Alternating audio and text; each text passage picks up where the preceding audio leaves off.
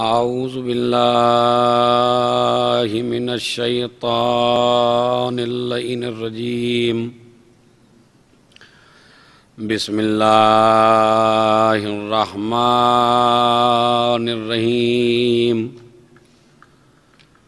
الحمد للہ رب العالمین الصلاة والسلام علی اشرف الانبیاء والمرسلین شفیع المذنبین الذی بعثہ رحمتا للعالمین سیدنا و مولانا و مولا الثقلین محبوب رب المشرقین والمغربین جد الحسن والحسین ابی القاسم محمد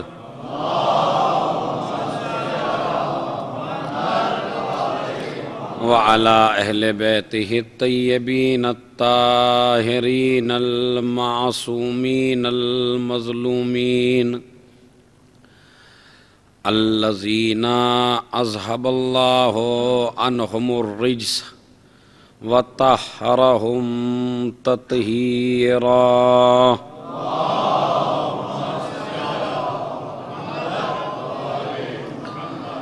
ولعنۃ اللہ علی اعدائہم اجمعین من یومنا ھذا الی قیام یوم الدین اما بعد قال اللہ تعالی وتبارک فی کتابہ الکریم وہو اصدق القائلین وقولہ الحق بسم اللہ الرحمن الرحیم والعصر ان الانسان لفی خسر الا الذین آمنوا وعملوا الصالحات وتواصوا بالحق وتواصوا بالصبر صلوات بھیج علیکم السلام۔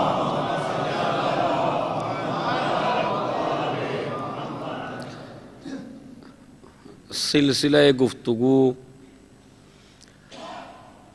امام زین العابدین علیہ السلام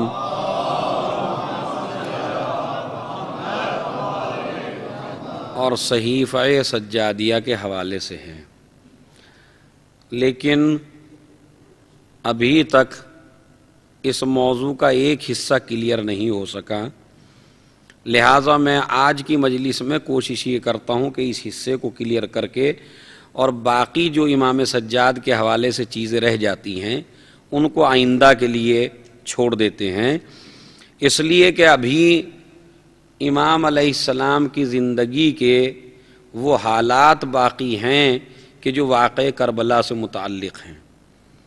مثلا ایک واقعہ جو آج شیعوں کے ذہن میں بھی آتا ہے اور ہر انسان اس کو پڑھنے کے بعد اور سننے کے بعد پریشان ہوتا ہے، وہ یہ ہے کہ امام جو حضرت علی علیہ السلام کے بیٹے ہیں محمد حنفیہ، انہوں نے امامت کا دعویٰ کر دیا اور ان کے ماننے والوں کو کیسانیہ کہا گیا۔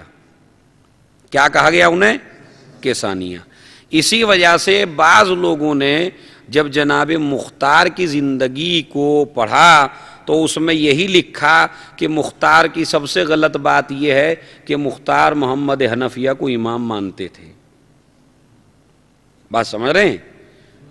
یہ الزام ہے جناب مختار کے اوپر، لیکن یہ بہرحال جب جناب مختار کے اوپر پوری ہسٹری ہو تو اس میں یہ بیان کیا جائے گا کہ یہ اعتراض کس نے لگایا، کب لگایا، کیوں لگایا گیا۔ تو یہ ایک پوری وضاحت رہ گئی ہے امام کے حوالے سے کہ امام علیہ السلام کے سامنے جناب محمد حنفیہ نے کیا واقعی امامت کا دعویٰ کیا؟ وہ محمد حنفیہ جس کی ماں کی عظمت اتنی زیادہ، وہ محمد حنفیہ کہ جس کو جنگ صفین میں کہا ہو میرے لال تو میرا بیٹا ہے، حسن و حسین رسول کے بیٹے، جسے جنگ کرنے کے لیے امام نے اپنے سامنے بھیجا ہو، جو شجاع ہو، بہادر ہو. اب ایک جملہ میں توجہ چاہتا ہوں ایک آدمی سے، چونکہ آج کی بحث بڑی دقیق ہے، کہ وہ محمد حنفیہ کہ جسے امام حسین علیہ السلام اپنے ساتھ کربلا اس لیے نہیں لے کے جاتے، اس لیے کہ مدینے میں انہیں اپنا ایک نائب رکھنا ہے. محمد حنفیہ نائب ہیں امام کے. یہ بتائیے جب روح مدینہ رخصت ہو تو یہ جو مسئلے مسائل درپیش آئیں گے تو اولاد علی میں سے کوئی تو ہو جو مسئلے حل کرے، ہے یا نہیں ہے بھائی؟ کوئی تو ایسا ہو. اس لیے کہ بادشاہوں کے شوق الگ الگ ہوتے ہیں. جو مملکت سنبھالنے کے لیے آئے ہیں ان کے خالی دو کام ہیں، ایک حکمرانی کیجئے دوسروں کے اوپر، اور ایک پیسہ بٹوریے. پیسہ لیجئے، جو نہیں دیتا ہے اسے قتل کیجئے یا السلام علیکم ایھا الامیر کہلوائیے. لیکن جب دین کا مسئلہ آتا ہے تو ان کے بس کا تھوڑا ہی ہے. اچھا ان کی بات کیا ہے جن کے یہ تابع ہیں جب ان کے بس کا نہیں ہے؟ تو پھر اب ضرورت اس بات کی تھی کہ جب رسول مدینے کو ایک لمحے کے لیے بھی بغیر وارث کے نہیں چھوڑ سکتے تو فرزند زہرا مدینے کو کیسے خالی چھوڑ دیتا؟ اب یہ جو محمد حنفیہ، بعض شیعہ بھی آج کل تو کہنے لگا یہ محمد حنفیہ یہ نہیں گیا تھا وہاں. یہ ظلم ہے. نہیں، کیوں نہیں گئے تھے یہ میں نے تھوڑی سی تشریح کی، لیکن اس میں 3-4 مجلسیں چاہیے اس کی وضاحت کرنے کے لیے. خالی میں آپ کو اتنا بتا دینا چاہتا ہوں کہ محمد حنفیہ امام کے نائب تھے مدینے، اس لیے کہ جو رسول کا جانشین تھا وہ مدینے کو ایسے نہیں چھوڑ سکتا تھا، واجب تھا اس کے اوپر. اور پھر کہہ کے بھی تو گئے کہ محمد حنفیہ مجھے خبر کرتے رہنا، حالات بتاتے رہنا، مدینے میں جب مسائل درپیش ہوں تو سارے مسائل تم حل کرنا. تو اس وجہ سے رہے. اب میرے خیال میں اتنا مطمئن ہو گئے ہوں گے.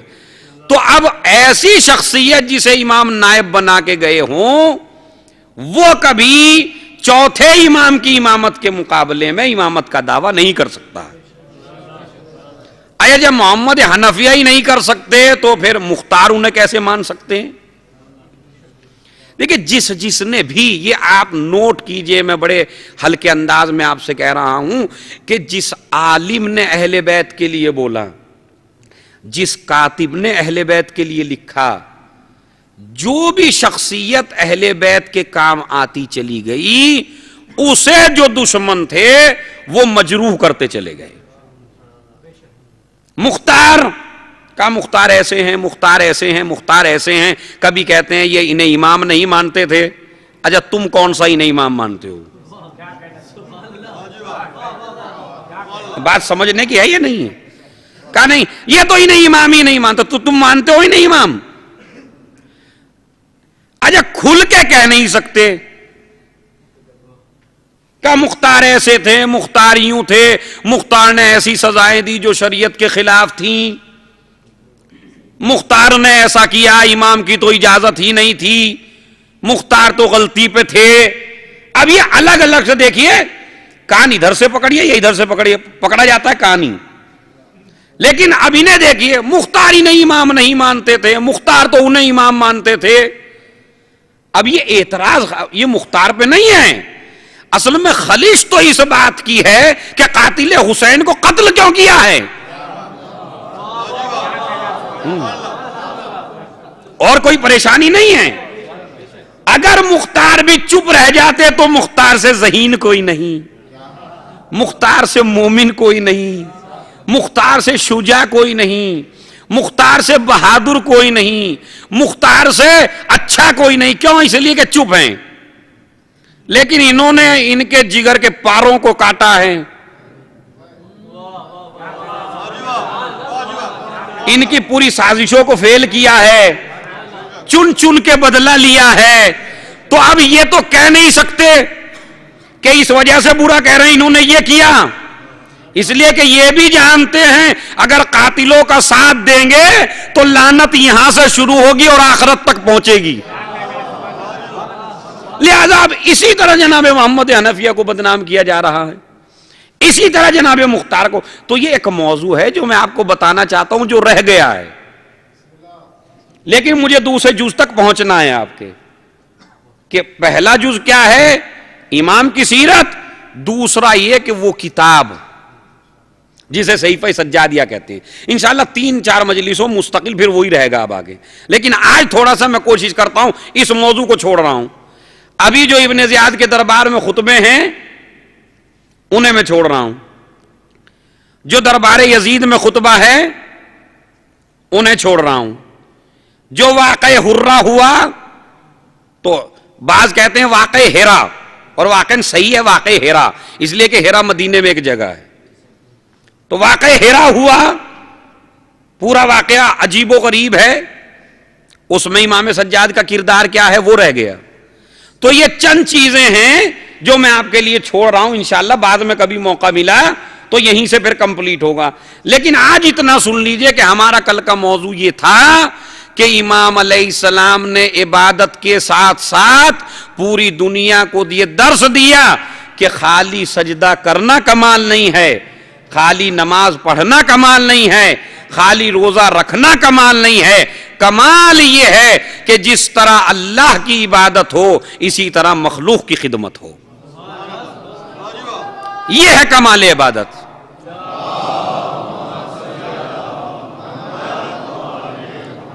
تو اب کمال عبادت کیا ہے؟ دونوں طرف ذہن ہو، اللہ کی طرف بھی اور مخلوق کی خدمت بھی کی جائے. لہذا کس طرح خدمت کی کہ رات میں جاتے تھے یہ میں کل پڑھ چکا ہوں. اب یہاں سے شروع کرنا چاہتا ہوں جو باقی رہ گیا ہے. کل ایک مسئلہ تھوڑا سا الجھ گیا تھا کہ جب آیا ہے سائل امام نے کہا یوم جمعہ ہے آج اسے رد نہیں کرنا. ابو حمزہ سمالی نے کہا مولا جو آنے والا ہے ضروری تو نہیں ہے کہ وہ مستحق ہو. تو امام نے فرمایا کہ ہم یہ بھی تو نہیں جانتے کہ یہ غیر مستحق ہیں. تو اب یہاں پہ ایک بات ہے جس سے ہو سکتا ہے کسی کو پریشانی ہو، اور واقعا زندگی میں پریشانیاں ہوتی ہیں کہ جی روز آتے ہیں ہم سے مانگنے والے، روز دیتے ہیں ہم انہیں، تو ضروری تھوڑا ہی ہے کہ ہر ایک کو دیں. ایک مسئلہ. دوسرا مسئلہ یہ ہے کہ دیکھیں جس کے بارے میں یہ معلوم ہے کہ یہ فراڈ ہے تو شریعت میں اسے دینا بھی گناہ ہے. بات سمجھ رہے ہیں؟ اگر آپ کو معلوم ہے یہ آدمی فراڈ ہے، ہم نے انٹرنیشنل فقیر بھی دیکھے ہیں، ان کے سب کچھ ہے، محل بنا ہوا ہے، سمجھ رہے ہیں، بیٹے کما رہے ہیں، لیکن باپ کو چونکہ یوں عادت ہے نا شروع سے، دیکھیں یہ بھی عادت بڑی بری ہوتی ہے.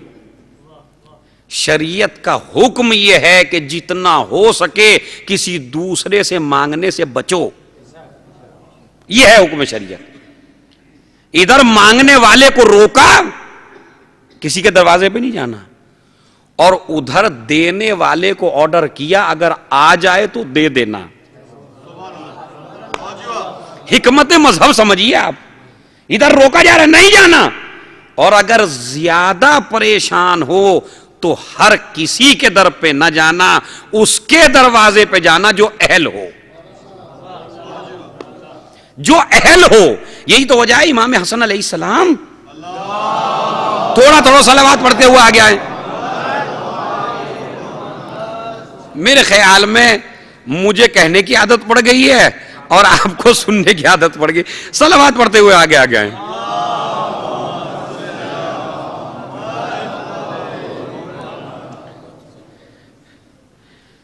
امام فرماتے ہیں کہ جب ایک شخص مانگنے کے لیے آیا امام کے دروازے کے اوپر تو امام علیہ السلام نے اسے دیا، کہا لکھ کے دو ورقے کے اوپر. اب اس نے امام کو ورقے کے اوپر لکھ کے دیا مجھے اتنا چاہیے. امام نے اس کا ڈبل دے دیا. جو غلام تھا اس نے کہا امام سے، کہا مولا ارے اس نے مانگا اتنا تھا آپ نے اس کا ڈبل دے دیا. اب سنیے امام کیا کہتے ہیں. دوسرے امام فرماتے ہیں کہ ہم نے جو دیا ہے وہ اس کی عزت کا عوض بھی نہیں ہے. اب یہ جملہ بڑا سخت ہے تو میں اس کی تشریح کرتا ہوں. امام فرماتے ہیں کہ یہ جب رات میں ارادہ کرتا ہے مانگنے والا کہ مجھے کسی کے دروازے پہ جانا ہے مانگنے کے لیے، تو اس کے ذہن میں دو باتیں آتی ہیں، ہو سکتا ہے مل جائے، ہو سکتا ہے نہ ملے. رات بھر یہ کروٹیں بدلتا ہے. ہو سکتا ہے جو ضرورت مند ہے ہو سکتا ہے مل جائے، جو انٹرنیشنل ہے اس کی بات نہیں میں کر رہا ہوں، اسے تو بہت زیادہ نیند آتی ہے خود ہی، بلکہ اسے نیند ہی یہ سوچ کے آتی ہے کہ کل کہیں جانا ہے. تو یہ بیچارہ مستحق پریشان حال یہ کہتا ہے کہ کیا پتا ملے گا یا نہیں ملے گا. اور جب یہ بیچارہ جاتا ہے مانگنے کے لیے تو اب شرمندگی سے اپنا سر جھکا لیتا ہے ایسے. امام فرماتے ہیں کہ جب انسان دینے والا دیتا ہے تو چاہے جتنا دے لے، یہ تو اس کی آبرو کا عوض دیا ہے. یہ جو بیچارہ پریشان رہا پوری رات، یہ جو چہرے پر اس کے شرمندگی ہے اس کا عوض دیا ہے. اور اب دوسرا جملہ سنیے جو امام نے فرمایا، کہا کہ ہم اسے چاہے جتنا دے دیں تب بھی احسان اس کا ہے. کسی نے پوچھا مولا کیوں؟ کہا اس کی سب سے بڑی شرافت تو یہ ہے کہ یہ ہمارے دروازے پہ آیا ہے تو ہمیں اہل سمجھ کے آیا. یہ مدینے میں کسی اور کے دروازے پہ نہیں گیا، یہ ہمارے دروازے پہ آیا ہے، ہمیں اہل سمجھ کے آیا ہے. کسی نااہل کے دروازے پہ یہ مانگنے کے لیے نہیں گیا ہے. تو اب آپ سمجھے پریشان ہوتا ہے آدمی. تو اب بحث یہ ہے کہ امام نے فرمایا کہ ہمیں پتہ تو نہیں. دیکھیں جہاں آپ کو معلوم ہو کہ یہ فراڈ ہے تو وہاں دینا بھی غلط ہے. ایک بات شریعت کہتی ہے جب دو تو تحقیق کر کے دو. ایسا نہیں ہے کہ جیسے ہی آیا ہاتھ اٹھا کے دے دیا آپ نے، نہیں. ایک وہ مال ہے جو بالکل بسیط ہے، فرض کریں آپ سے کہتا ہے بس مجھے کھانا کھلا دو. اب اس میں تحقیق کے چکر میں نہ پڑ جائیے گا، اتنے تم 10 دن تحقیق کرو گے اتنے یہ بھوکا مر جائے گا. تو شریعت کا حکم کیا ہے؟ وہ مانگنے والا جو آیا تھا وہاں جناب یعقوب کے دروازے پر، وہ درہم مانگنے کے لیے نہیں آیا تھا، وہ سونا چاندی مانگنے کے لیے نہیں آیا تھا، وہ مکان کے لیے نہیں آیا تھا، وہ تو آیا تھا بس مجھے ایک وقت کا کھانا دے دو. تو تحقیق وہاں ہوتی ہے جہاں پر تھوڑا سا زیادہ مانگا جا رہا ہو، تو اب آپ تحقیق کر لیجئے. اور اگر کہتا ہے میرے پاس 10 دن کے لیے کھانے کے لیے نہیں ہے تو پہلے 4 دن کا دے دیجئے، بعد میں تحقیق کر لیجئے. شریعت کا حکم یہ ہے کہ دینے والے کی ذمہ داری ہے کہ کسے دے رہا ہے، اور لینے والے کی ذمہ داری یہ ہے کہ ہر ایک کے دروازے پر نہ جائیں. اب سمجھیں یہ تہذیب ہے. امام فرماتے ہیں جانے والے کو ہر کسی کے دروازے پہ نہیں جانا چاہیے، بلکہ اس کے دروازے پہ جائے جو اہل ہو. تو جو اہل ہو اس کے دروازے پہ مانگنے کے لیے جائے. تو یہ مسئلہ کلیئر ہوا یا نہیں؟ تو امام فرماتے ہیں کہ ضرور ہمیں معلوم تو نہیں ہے کہ مستحق ہو، نہیں، جہاں بسیط چیز ہو بالکل ہلکی پھلکی ہو وہاں پہ ایک دم دے دیجئے. اور پھر شریعت کہتی ہے بچے کو نہ دیجئے. کتنی باریکیاں ہیں شریعت کی. جب بچہ بھیک مانگ رہا ہو تو اسے نہ دیجئے. کیوں؟ کہا اس لیے کہ اگر آپ نے اسے دینا شروع کر دیا تو اسے بھیک مانگنے کی عادت ہو جائے گی. تو اب کیا کیا جائے؟ کہا اب اس کے لیے تحقیق کرو، بچہ مانگ کیوں رہا ہے. تو اگر پڑھنے کے لیے نہیں جاتا تو اسکول کا انتظام کر دو. اگر ماں باپ کے پاس کھانے کے لیے نہیں ہے تو تحقیق کر کے وہاں انتظام کر دو.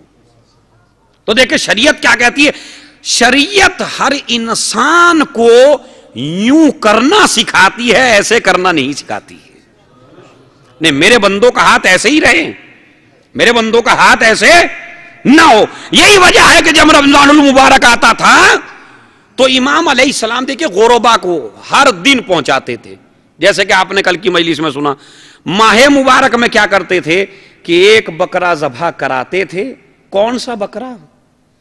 وہ جو زراعت کر کے آئے ہیں.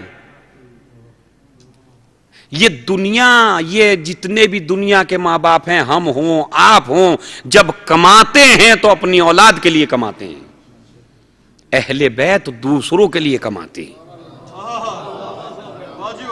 جو کمایا اس کے لیے اہل بیت. اب بکرا ذبح کیا جا رہا ہے، تقسیم کیا جا رہا ہے، روزے کا وقت آ گیا، سب بٹ جاتا ہے. روایت کہتی ہے، غلام کہتا ہے کہ میں نے دیکھا کہ روز رمضان میں سب کچھ تقسیم ہو جاتا ہے روزے داروں کے درمیان میں، اور پھر امام اپنی سوکھی ہوئی روٹی منگاتے ہیں، کھجور منگاتے ہیں، اسے بیٹھ کے کھاتے ہیں. دنیا کو اچھا کھلایا اور خود وہی کھجور، وہی روٹی. کیوں؟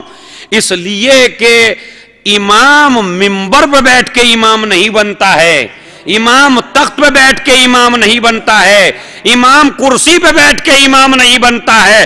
نہیں، اگر امامت کی اہلیت ہو تو وہ چٹائی پہ بیٹھ کے بھی امیر المومنین ہے.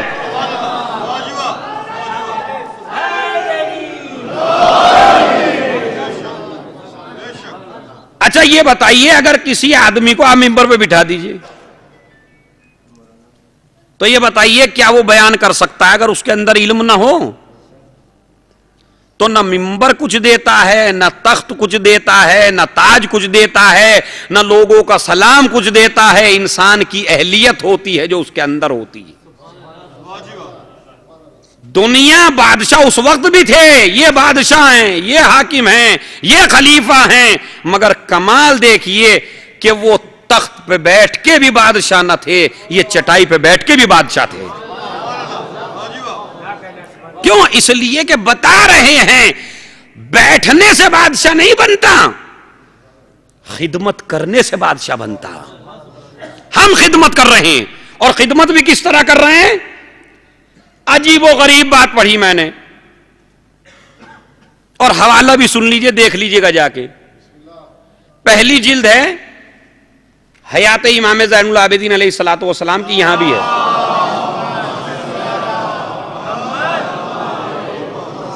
اور علامہ باقر قرشی جو محقق ہیں شیعوں کے، یہاں بھی ہے حسینیہ زہرا میں، مسجد زہرا میں وہ 2 جلدیں. تو اس میں یہ ہے کہ امام علیہ السلام نے خالی انتظام یہی نہیں کیا تھا کہ کھانا پہنچا دیا، اس لیے کہ کھانا دے دینا جسم کی غذا ہے، لیکن یہ امام جسموں کا بھی ہے، روحوں کا بھی ہے. تو اس نے جسم کی غذا کا انتظام بھی کیا، روحانی غذا کا انتظام بھی کیا. اب وہ روحانی غذا کیسے دی؟ کہا کہ غلام خرید لیتے تھے. لکھتے ہیں کہ غلام خرید لیتے تھے امام علیہ السلام، 1 سال اس غلام کو رکھتے تھے، اسلام پڑھاتے تھے، دین سمجھاتے تھے، شریعت بتاتے تھے، اچھا کھلاتے تھے، بعد میں آزاد کرتے تھے، اور جب یہ 1 سال کے بعد نکلتا تھا تو وقت کا عالم بن جاتا تھا. اب یہ بتائیے، یہ چلے جائیے بادشاہوں کے یہاں، تمہیں جسمانی غذائیں مل جائیں گی مگر روحانی غذا آپ کو کہیں نہیں ملے گی. لہذا یہ امام علیہ السلام غلام خرید لیے، اور غلاموں کو کیا کیا؟ خوب تعلیم دی، خوب پڑھایا، تاکہ یہ جا کے جہاں کا ہے وہاں کے مسائل حل کرے. کہیں سے؟ کہتے ہیں جو ہدیے آتے تھے ان سے، جو اپنے ہاتھوں کی کمائی سے کماتے تھے، ہاتھوں سے محنت کرتے تھے. کدال کہتے ہیں پھاوڑے کو، پھاوڑا چلاتے تھے امام سجاد، پانی دیتے تھے زمینوں میں جا کے، اور پھر اس سے جو پیسہ آتا تھا تو امام علیہ، چونکہ غلام اس دور میں سستے مل جایا کرتے تھے، تو اب امام علیہ السلام نے دین کی تبلیغ، اس لیے کہ نہ منبر امام کے قبضے میں ہے، نہ مسجد امام کے قبضے میں ہے، نہ حالات ایسے ہیں کہ لوگوں کے درمیان میں آئیں، تو اب دین تو پھیلانا ہے نا. دین پھیلائیں کس طرح؟ بس امام نے دو طریقے نکالے. ایک طریقہ یہ نکالا غلام خریدو, انہیں پڑھاؤ, بعد میں آزاد کر دو. دوسرا طریقہ نکالا جس کا نام ہے صحیفہ سجادیہ, دعا کے ذریعے تبلیغ کی جا رہی ہے. لہذا امام علیہ السلام انہیں پڑھایا کرتے تھے, اور اسی وجہ سے جب جایا کرتا تھا غلام, جا میں نے تجھے راہ خدا میں آزاد کر دیا, تو اب اس کا جانے کو دل نہیں چاہتا تھا. اچھا بتائیے, اگر کسی کے یہاں آپ غلام ہو اور وہ کہیں نہیں ہم 2-3 سال کا دے رہے ہیں, جاؤ چلے جاؤ, 3-4 سال کا ہم دے رہے ہیں آپ کو, ہماری خدمت نہ کرو, جاؤ اپنے شہر لوٹ جاؤ, تو میرے خیال میں جائیں گے یا نہیں جائیں گے؟ ہر انسان چلا جائے گا. مگر ایسا کیا ہے اس امام کے اندر کہ امام کہتے ہیں جاؤ اپنے قبیلے میں جاؤ, یہ کہتا ہے مولا میں یہیں رہوں گا. سمجھ رہے, میں یہیں رہوں گا مولا. اس لیے کہ کبھی امام علیہ السلام نے غلام کو غلام نہیں سمجھا. نہیں بھائی, آپ نے توجہ نہیں دی اس بات کے اوپر. اگر آپ غلام کو غلام سمجھتے ہیں تو جیسے ہی غلام کو یہ کہا جاتا ہے چلے جاؤ, فوراً غلام چل دیتا ہے. لیکن غلام کو اگر بھائی اور بیٹا سمجھتے ہیں تو پھر یہ آپ کہتے رہیے چلے جائیے, وہ آپ کے پاس سے نہیں جاتا ہے. امام علیہ السلام بیٹوں کی طرح سمجھ. سب سے بڑی دلیل تو یہ ہے کہ امام سجاد نے غلام کو آواز دی, اے میرے غلام, یا بنیا, ہائے یہ ہے عزت غلام کی. اے بیٹا, نہیں آیا. دوسری آواز دی, نہیں آیا. تیسری آواز دی, اب غلام حاضر ہو جاتا ہے. کیا ہے مولا؟ بس سب سے پہلا سوال کیا امام نے, کیا تم نے میری 2 آوازیں نہیں سنی تھیں؟ کہا مولا سنی تھی. پھر جواب کیوں نہیں دیا؟ کہا آقا اگر کسی اور کی بارگاہ میں ہوتا تو پہلی پہ جواب دے دیتا, لیکن میں نے اس وجہ سے جواب نہیں دیا کہ اگر میں مخالفت بھی کر دوں گا تو میرا مولا مجھے سزا نہیں دے گا. عجیب و غریب بات ہے. میں امن میں ہوں, مجھے میرا مولا سزا نہیں دے گا. میں ایک مرتبہ کا جا, میں نے تجھے راہ خدا میں آزاد کر دیا, تو نے میرے بارے میں اتنا اچھا نظریہ رکھا کہ مخالفت کے باوجود بھی میرا مولا مجھے عذاب نہیں دے گا. اب علامہ باقر قرشی لکھتے ہیں کہ رمضان المبارک سے پہلے امام غلام خرید لیتے تھے, ان غلاموں کو تربیت کرتے تھے, اور اس کے بعد جب کوئی غلام غلطی کرتا رہتا تھا تو اس کا امام نے ایک دفتر بنایا, اور اس دفتر میں لکھا کہ اس غلام نے آج یہ غلطی کی, اس وقت کی, یہ غلطی کی, وجہ یہ تھی غلطی کی. دوسرے نے کر دی, اس وقت غلطی ہوئی, یہ غلطی ہوئی, لکھتے رہے. سب کا دفتر تیار کر لیا.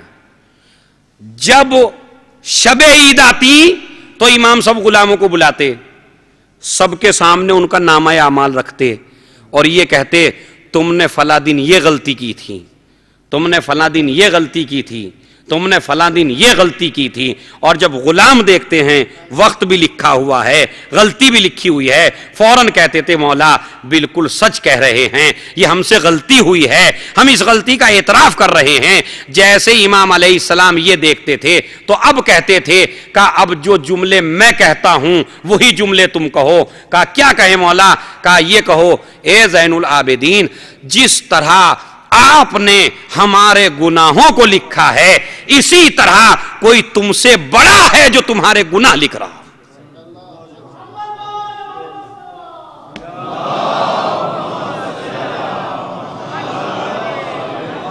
ایک صلوات پڑھے محمد و آل محمد پر.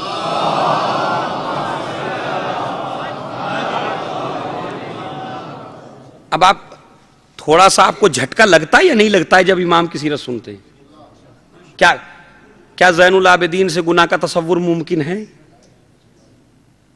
لیکن امام کیا کہہ رہے ہیں؟ یہ کہو کہ جس طرح تم نے ہمارے گناہ لکھے اسی طرح تمہارے گناہ بھی کوئی لکھ رہا.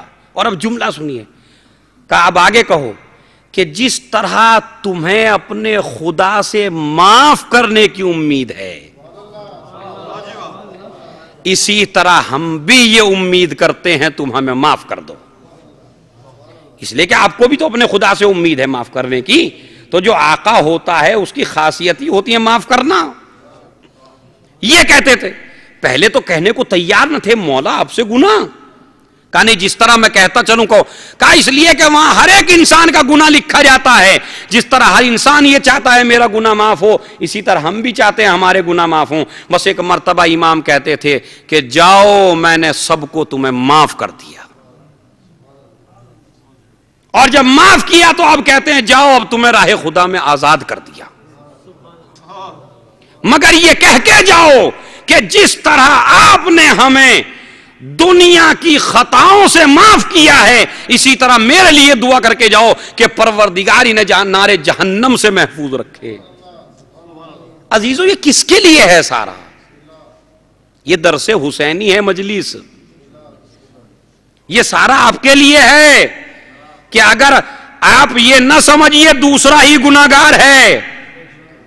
میسج یہ دیا جا رہا ہے کہ دوسرے کو گناہگار بعد میں سمجھو، اپنے کو گناہگار پہلے سمجھو. یہ ہمارا امام درس دے رہا ہے. لہذا ایسا امام، اتنا عظیم امام کہ جو سارے غلام آزاد کر رہا ہے، اور اس کے بعد اللہ نے بھی یہ نعمتیں دی کہ تم نے تو ہمارے بندوں کے لیے کیا، تو اب یہ بتاؤ کون سی چیز ہے جس کو تم نہ کہو گے وہ نہ ہوگی. ایسے ہی درجے نہیں ملتے، درجات ایسے ہی نہیں ملتے شریعت میں کہ اللہ نے دے دیا. کیوں؟ اللہ کی ان کی کوئی رشتہ داری ہے؟ یہ اللہ کے چچا زاد بھائی ہیں؟ یہ اللہ کے خاندان کے ہیں؟ ہے ایسا کچھ؟ اس نے تو کہہ دیا لم یلد ولم یولد، کوئی بیٹا بھی نہیں ہے اس کے، نہ اس کا کوئی باپ ہے، نہ اس کا کوئی ماموں ہے، نہ اس کا کوئی چچا ہے. وہ عادل ہے، اس کی کسی سے کوئی رشتہ داری نہیں ہے. وہ اس کی رشتہ داری اس سے ہے کہ جو اس کا بندہ ہے، جو اس کا عبادت گزار ہے. تو کبھی آپ سوچتے ہیں اس بات کو کہ کیا وجہ ہے کہ سارے سورج ان کی اطاعت میں، چاند ان کی اطاعت میں، بارش ان کی اطاعت میں، ذرے ان کی اطاعت میں، ناقے ان کی اطاعت میں، گھوڑے ان کی اطاعت میں، پانی ان کی اطاعت میں، ہوا ان کی اطاعت میں، لیل و نہار ان کی اطاعت میں، بادل ان کی اطاعت میں، تو یہ ایسے ہی تھوڑے ہی ملا ہے.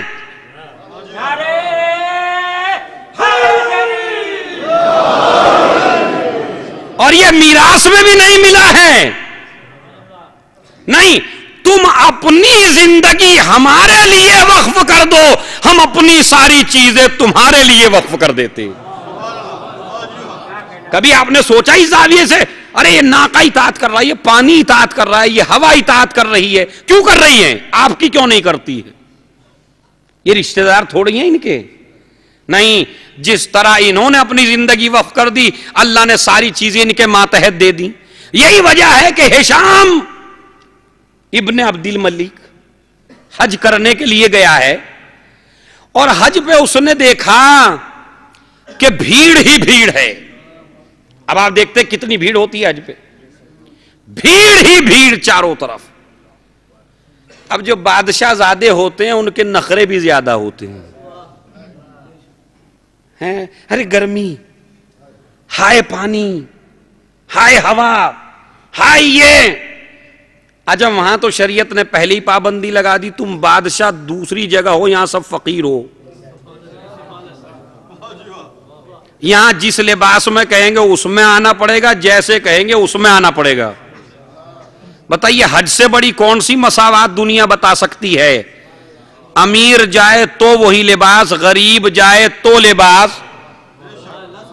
بس اللہ نے ایک ہی صف میں کھڑے ہو گئے محمود و ایاز، نہ کوئی بندہ رہا اور نہ کوئی بندہ نواز. تم اپنے یہاں امیر ہو مگر یہاں کسی کا کوہنی مارو تو بتائیں,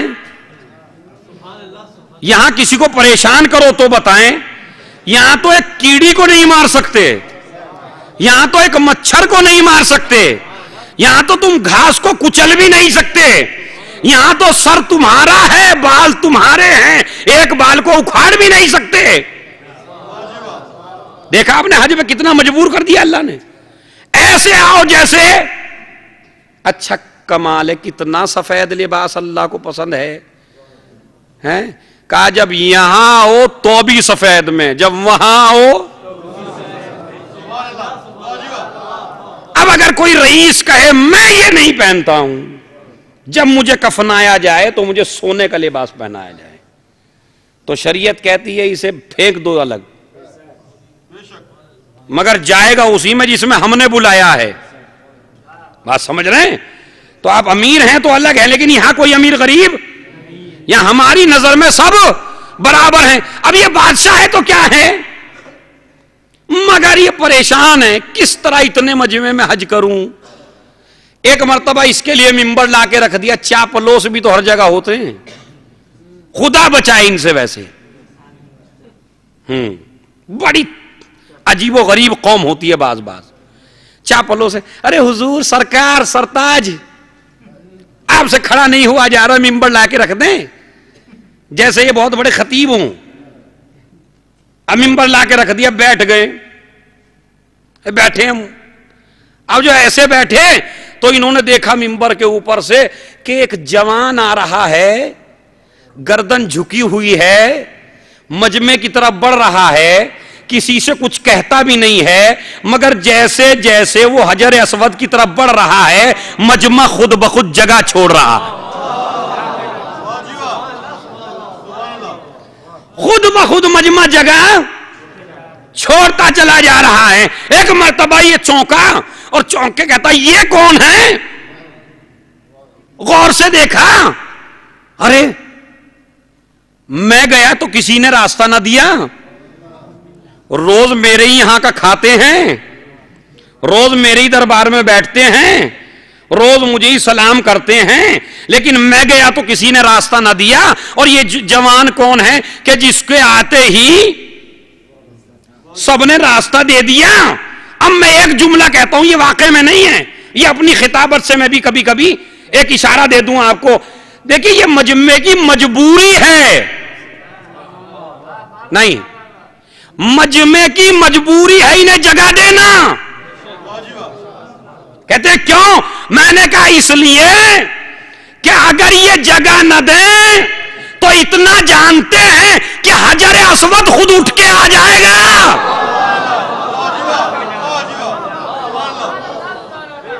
یہ مجبوری ہے ان کی جگہ دینا. حجر اسود خود ان کی تعظیم کے لیے کھڑا ہو جائے گا. کہا ہمیں تو یقین نہیں آتا. ہم نے کہا یقین آئے نہ آئے تو پہلے علی کے واقعات پڑھ لو. ارے دنیا عام در سے جاتی تھی, فاطمہ بنت اسد کے لیے کعبے نے نیا در بنا کے بتایا کہ جو غیر ہوتے ہیں وہ عام جگہ سے آتے ہیں, جو گھر والے ہوتے ہیں وہ کسی بھی جگہ سے آ جاتے ہیں.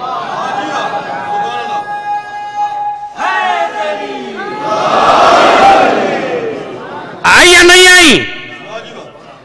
اچھا جب بات آ گئی ہے اپنے مولا کی تو کہتا چلوں جملہ ہے. ارے دیوار گر رہی ہو تو ماں بھاگ جاتی ہے.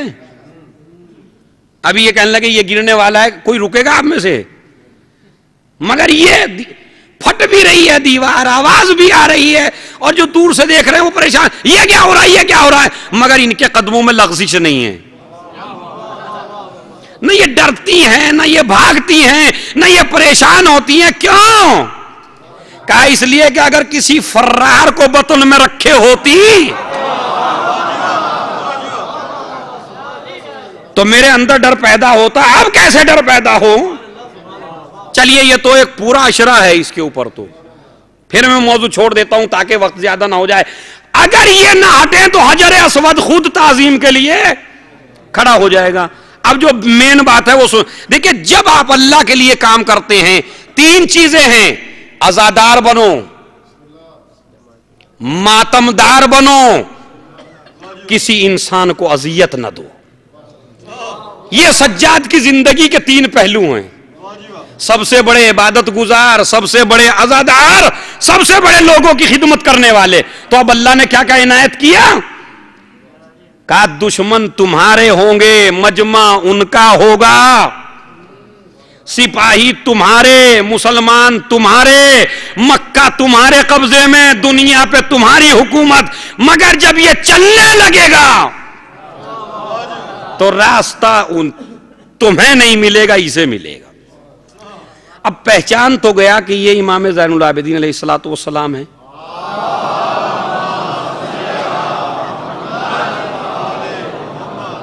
पहचान गया, ना पहचानने वाली कोई बात नहीं है, पहचान गया। अजब बाज होते हैं, जैसे आसान उर्दू में काइयां कहते हैं, ऐसे भी होते हैं बाज। उन्होंने पूछ लिया, हुजूर आप इन्हें जानते हैं? अब अगर ये कहें जानता हूं तो फंसे।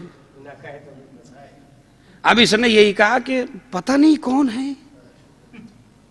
अब जैसे ही इन्होंने कहा कि ला आरिफुहु, मैं इन्हें नहीं पहचानता, बस अब तक जो दरबारी शायर था वो हुर की तरह उठा।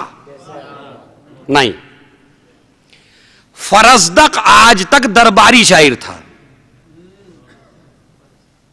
और उसकी दलील भी सुन लीजिए आप। जब इमाम हुसैन अलैहिस्सलाम जा रहे थे,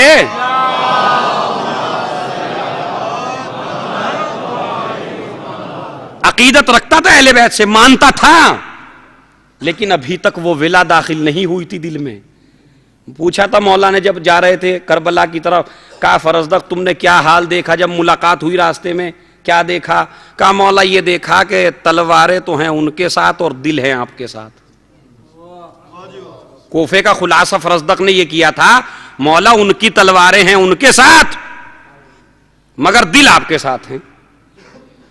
तो क्या फरजदक ये नहीं कह सकता था मौला जहां आप जा रहे हैं चलो मैं भी चलूं? सोचने की बात है या नहीं है? हबीब को खत लिख के बुलाया जा रहा है, फला को बुलाया जा रहा है, दावत दी जा रही है मक्के में, तो क्या इसे नहीं कहा होगा इमाम ने? मगर मक्के आ गया, नहीं गया। अब इसका काम है, दरबार में 1000 दिरहम मिलता है। इस वक्त का दिरहम तो बिल्कुल घटा हुआ है, उस वक्त बहुत बड़ा हुआ था दिरहम। दीनार, दीनार की और कीमत थी। 1000 दीनार मिलता है इसे हुकूमत की तरफ से। काम क्या है? इधर दरबार लगा, इधर हिशाम बैठा या अब्दुल मलिक बैठा, अब कसीदे हो रहे हैं इनकी शान में झूठे सच्चे।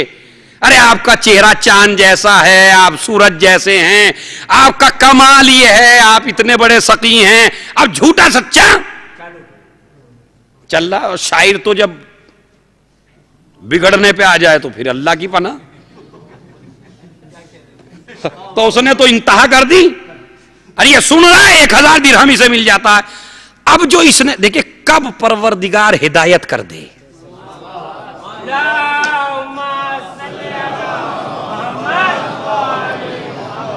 जैसे ही उसने ये कहा ला आरिफुहु, मैं इन्हें नहीं पहचानता। फरजदक मिंबर के नीचे बैठे थे, उन्होंने हिशाम को देखा और देख के कहा तुम नहीं जानते इन्हें? हादल्लज़ी यारिफुहुल बथा वल हिल्लु वल हरम यारिफुहु, तुम नहीं जानते इसे?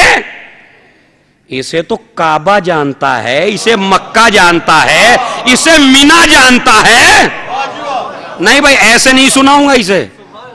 इसे मक्का जानता है, इसे मदीना जानता है, इसे हरम जानता है, इसे जमजम जानता है। ये तकी है, ये नकी है, ये आलिम है, ये साकी ये कौसर का बेटा है। इससे बड़ा दुनिया में कोई नहीं है। जब ये जमीन मक्का पे कदम रखता है तो जर्रे चमक उठते हैं।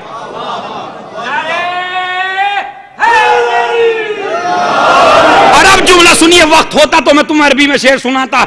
ये वो है कि दुनिया हजर अस्वद को बोसा देने के लिए शरफ समझती है, मगर ये वो है कि हजर अस्वद खुद चाहता है मेरे आके یہ اپنے لب رکھ دیں، اپنے ہاتھ مس کر دیں، اگر یہ نہ آئے تو میں اٹھوں۔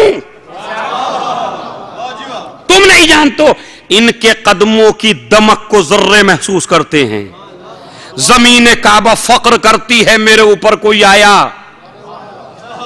خدا کی قسم، اب ایک جملہ سن لیجئے اور ایک ایک آدمی سے جہاں جہاں بھی ہیں، انصاف سے مجھے بتائیے گا، پوری دنیا چاہے انبیاء ہوں، اوصیاء ہوں، قیامت تک جتنے بھی انسان ہوں، ان کا شرف یہ ہوتا ہے کہ وہ مکے تک پہنچ جائیں۔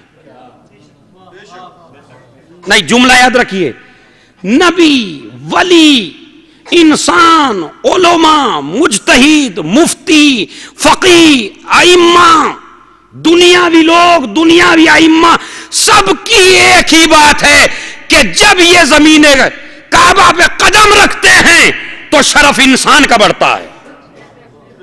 نہیں، شرف بڑھتا ہے جانے والے کا، مگر تنہا اہل بیت وہ ہیں کہ جب یہ زمین مکہ پہ قدم رکھتے ہیں تو ان کا شرف نہیں بڑھتا، زمین مکہ کا شرف بڑھتا۔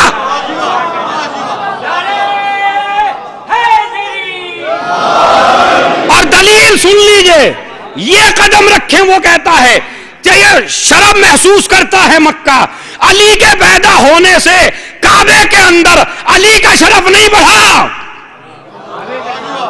یہ کعبے کا شرف ہے کہ اس کے اندر علی آ گئے۔ کہا دلیل کیا ہے؟ ہم نے کہا دلیل یہ ہے کہ اگر در بن جائے تو کعبے کا شرف، اور اگر در نہ بنے تو علی کا شرف۔ تو انہیں نہیں پہچانتا تو۔ اور اب ایک شعر کہا، اگر نوٹ کر لیجئے گا دلوں پہ، قلم ہو تو لکھ لیجئے گا، ایسا شعر آج تک بھئی یہی بخشش کے لیے کافی تھا۔ کیا کہتا ہے پورے قصیدے میں؟ یہ تقی ہیں، یہ نقی ہیں، یہ پوری دنیا میں سب سے بہتر ہیں، ان کے اجداد سب سے بہتر ہیں، ان کا خاندان سب سے بہتر ہے۔ اب کہتا یہ درباری شاعر تھا، مگر اللہ نے جو اب ہدایت دی، اب کہتے ہیں اور تو اس کے بارے میں پوچھتا ہے ہشام اچھا ہشام کے جو دوسرے آدمی وہ پکڑتے ہیں فرزدق کو، پکڑو پکڑو، دیکھو کیا بول رہا ہے، کیا کہہ رہا ہے، مگر وہ چپ ہونے کا نام نہیں لیتا ہے۔ ایک مرتبہ پھر عجیب و غریب شعر کہہ دیا، من قال لا قطو الا فی تشہدہ ولولا التشہد لکانت لاؤہ نعم۔ میں روکنا چاہتا ہوں آپ کو، جو آج نہیں آیا وہ محروم ہے اس بات سے، یہ تحفہ دے رہا ہوں آپ کو میں، جا کے قصیدہ پڑھیے گا اور دعائیں دیجیے گا فرزدق کو۔ کسی بھی امام کی سخاوت میں ایسا کسی شاعر نے آج تک شعر نہیں کہا جیسا فرزدق نے امام زین العابدین کے لیے کہا۔ کیا کہا؟ اب انشاءاللہ جب میں سمجھاؤں گا تو دیکھیے ہر انسان وجد میں آئے گا، اور گھروں پہ بھی جا کے کہ آپ جو ہیں محظوظ رہیں گے۔ کہتا تو انہیں نہیں پہچانتا؟ من قال لا، لا کے معنی ہوتے ہیں نہیں۔ یہ اتنا بڑا سخی ہے کہ جس نے اپنی پوری زندگی میں کبھی لا نہیں کہا۔ نہیں نہیں نہیں، چھوڑوں گا نہیں اس پہ میں۔ من قال لا الا فی تشہدہ، یہ اتنا بڑا سخی ہے کہ جس نے اپنی پوری زندگی میں لفظ لا، لا الہ، تو لا کے معنی نہیں، انکار، اس نے کبھی لا نہیں کہا، مگر ایک جگہ کہا، وہ بھی نماز کے تشہد میں۔ نہیں عزیز، میں قاصر رہ گیا سمجھانے سے۔ یہ وہ ہے کہ جس نے اپنی زندگی میں کبھی لفظ لا، انکار کا لفظ لا نہیں، یہ نہیں کہا، مگر ہاں ایک جگہ کہتا ہے۔ کہاں؟ تشہد میں، اشہد اللہ الہ الا اللہ، میں گواہی دیتا ہوں کہ تیرے علاوہ کوئی اللہ. اب آپ سمجھیں, اس نے کبھی اپنی زندگی میں, مگر جب کلمہ ہے لا الہ الا اللہ, تو اس میں تو اپنی زبان پہ یہ لا لے آتا ہے, مگر پوری زندگی کبھی لا نہیں کہتا. اب دوسرا مصرع سنیے, کہتے ہیں اگر تشہد میں لفظ لا نہ ہوتا تو زندگی میں یہ کبھی لا نہ کہتا.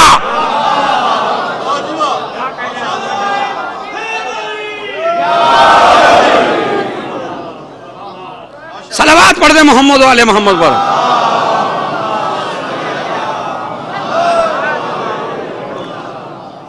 پھر سنیے,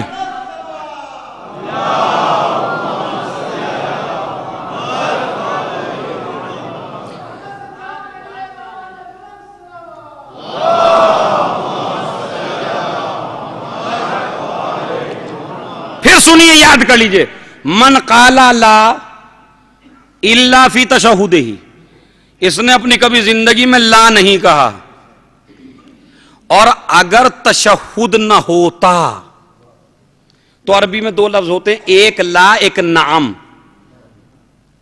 ارے میر صاحب ہو, اتنا تو ماشاءاللہ آپ یہاں رہ کے جان ہی گئے ہیں کہ کوئی چیز کا انکار کرو لا, کوئی چیز چاہیے نعم. تو فرزدق کیا کہتا ہے, وہی لینگویج استعمال کی, اگر تشہد میں لا نہ ہوتا فکانت لاؤہ نعم, تو اس کا لا نعم میں تبدیل ہو جاتا,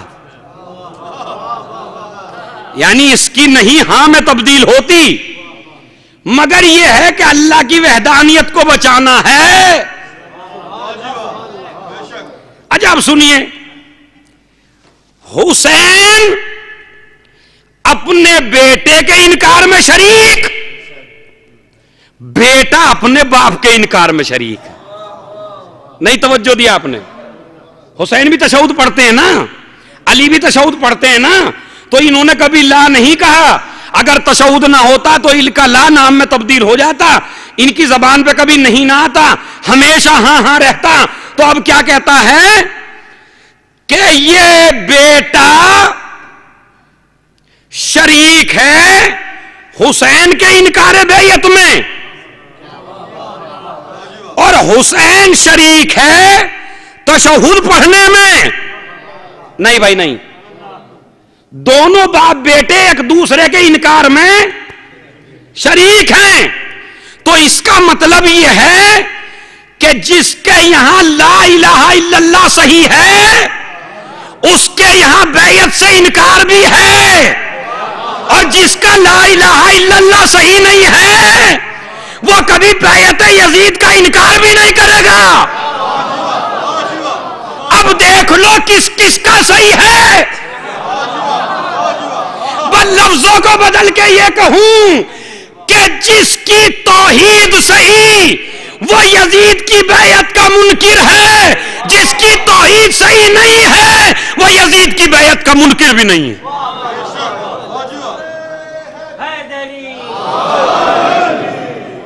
من قال لا قط الا فی, قربان ہو جاؤں. اب یہ اب تک فرزدق ہے, اب حر ہے, اندھیروں سے نکل آیا, تاریکیوں سے نکل آیا.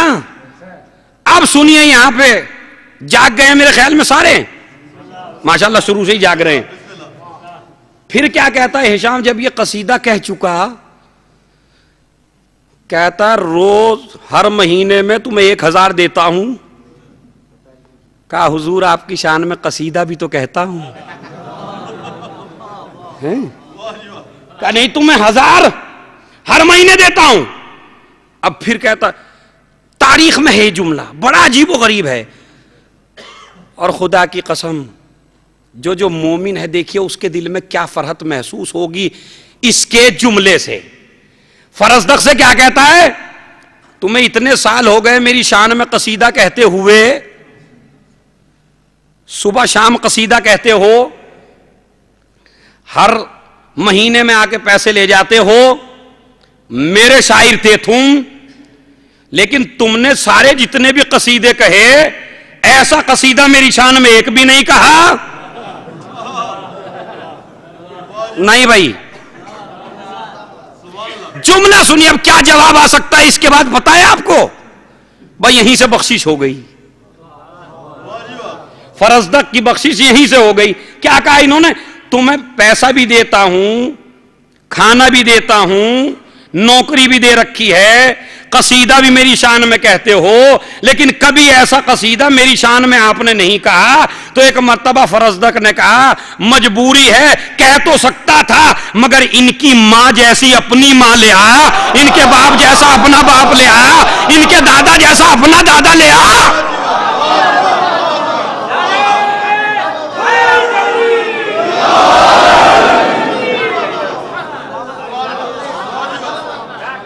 صلوات بھیجے محمد والے محمد پر۔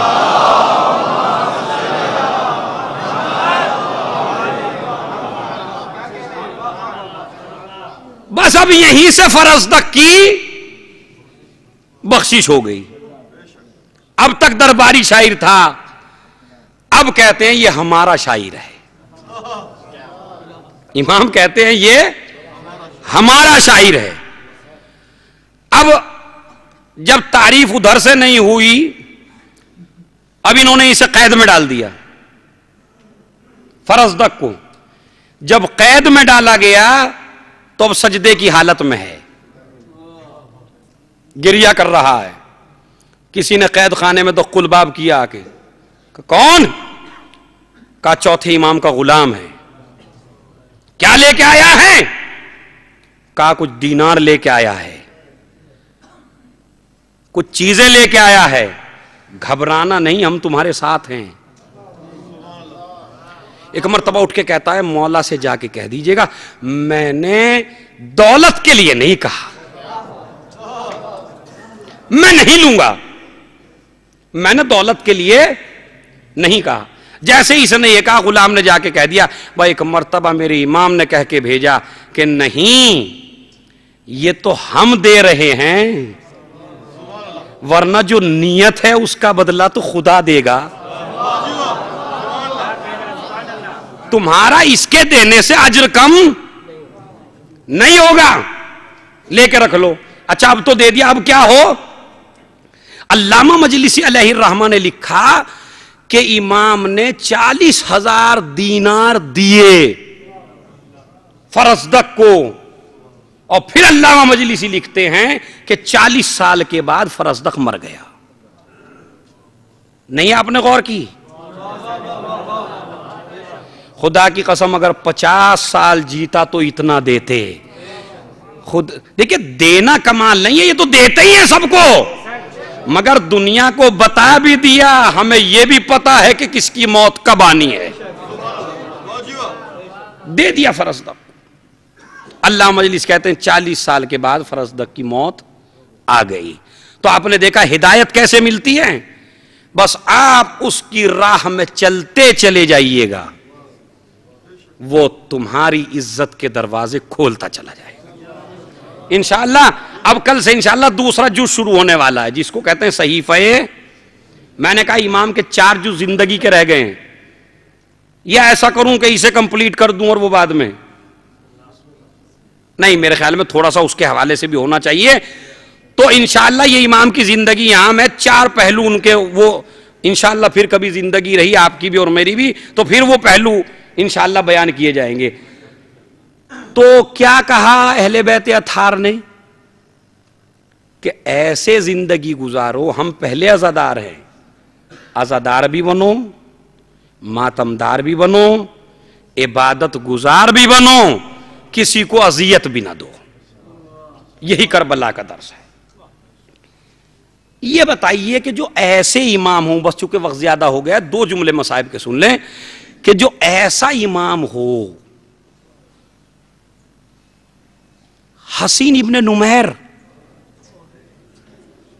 دیکھیں کردار خدا کے قربان حسین ابن نمیر مکے سے جنگ کر کے آ رہا ہے، پیاسا ہے، پانی نہیں ہے، امام سجاد ہیں راستے میں، ایک مرتبہ آ کے کہتا بھائی مجھے پانی پلا دے جلدی سے۔ امام نے دیکھا دیکھ کے کہا اسے پانی پلا دو، پانی پلا دیا۔ اور کسی چیز کی ضرورت ہے؟ نہیں، کچھ نہیں، جو سامان چاہیے تھا وہ دے دیا، کھانا دے دیا، پانی دے دیا۔ مگر ایک مرتبہ خود ہی جب اس نے غور سے دیکھا تو کون؟ سید سجاد، سید سجاد یہ باتیں کہہ کے نظریں گھما لی میرے مولا نے۔ وہ کہتا ہے کیا آپ نے مجھے پہچانا نہیں؟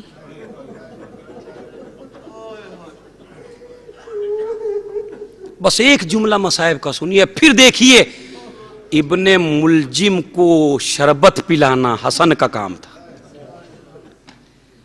ایک مرتبہ کہا کہ میں تجھے کیسے بھول سکتا ہوں؟ کیا کوئی اپنے جوان بھائی کے قاتل کو بھی بھول سکتا ہے؟ کس کا قاتل ہے؟ کس کا قاتل؟ یہ اس کا قاتل ہے کہ جس کی شہادت پر میرا امام آنکھوں سے نظر نہیں آ رہا۔ کبھی گرے، کبھی اٹھے تو کبھی شاہ مشرقین گرے، لکھا یہ ہے کہ 72 جگہ حسین گرے۔ یہ وہی میں تجھے بھول سکتا ہوں جس پہ میرے باپ نے مرثیہ پڑھاؤ۔ اب وہ مرثیہ کے بعد سن لیجئے، میر انیس نے غضب کر دیا کہ جب گئے ہیں مولا امام حسین علیہ السلام اور اکبر نے آواز دی وعلیک منی سلام۔ دیکھیں یہ لفظ آپ نے آج میں تشریح کر دوں اس کی، جو بھی شہید گیا اس نے کہا السلام علیک یا ابا عبداللہ، مگر جناب علی اکبر کا لفظ کیا ہے؟ علیک منی السلام۔ کیوں؟ اس لیے کہ جب السلام علیکہ کہا جاتا ہے تو اس کا جواب واجب ہوتا ہے۔ جب علیکہ منی سلام کہا جاتا ہے علماء کہتے ہیں اس کا سلام کا جواب واجب نہیں ہوتا۔ یہ جناب علی اکبر نے کیوں کیا؟ کہا اس لیے کہ جب جوان بیٹے نے باپ کے منہ میں اپنی زبان دی تھی تو یہ کہا تھا بابا آپ کی زبان میں تو مجھ سے بھی کانٹے پڑے ہوئے ہیں، تو اس وجہ سے میرا بابا کیسے جواب دے گا، اتنا پیاسا ہے۔ لہذا جب انہوں نے سلام کیا میرا مولا گرتا ہوا پہنچا۔ میر انیس کہتے ہیں جا کر صفوں کے پاس پکارے باشکو آ، ہے کس طرف میرے علی اکبر کی قتل گاہ۔ اب شعر سنیے بس، جا کر صفوں کے پاس پکارے باشکو آ، ہے کس طرف میرے علی اکبر کی قتل گاہ۔ اے ظالموں یہ شب ہے کہ دن ہو گیا سیاہ، ارے کس ابر میں چھپا ہے میرا 14ویں کا ماں، بتلاؤ جان ہے کہ نہیں جسم زار میں، ارے زخمی پڑا ہے شیر میرا کس کچھار میں۔ خوب، میں تجھے کیسے بھول سکتا ہوں، لیکن ہاں سب کچھ لے لے زندگی میں میرے سامنے نہ آنا، چونکہ مجھے میرا اکبر یاد آ گیا۔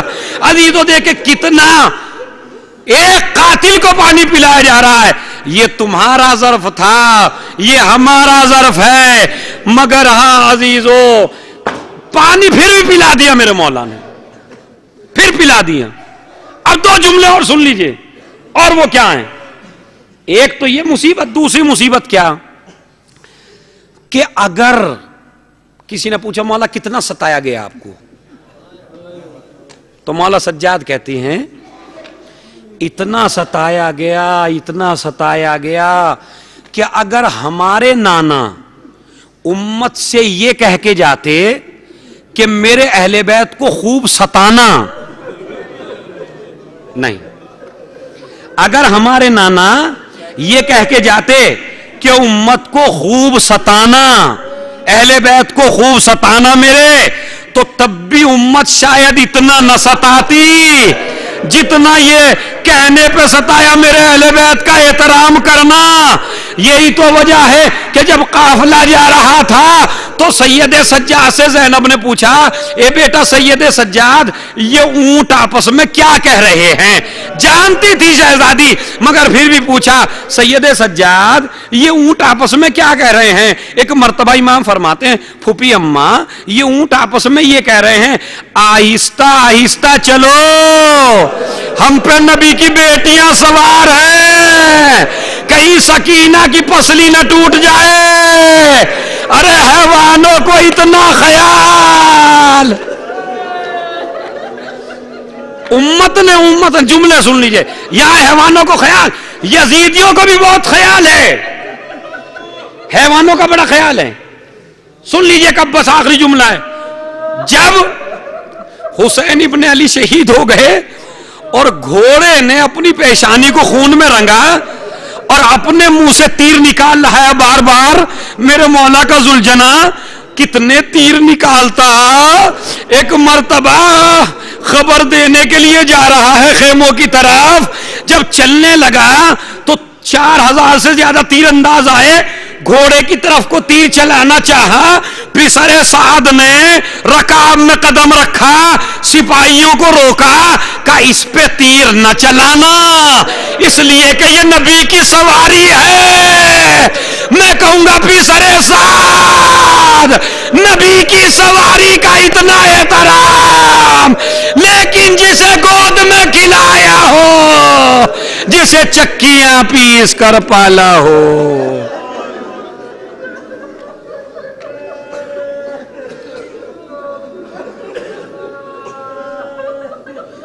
سيعلم الذين ظلموا أيام منقلب ينقلبون.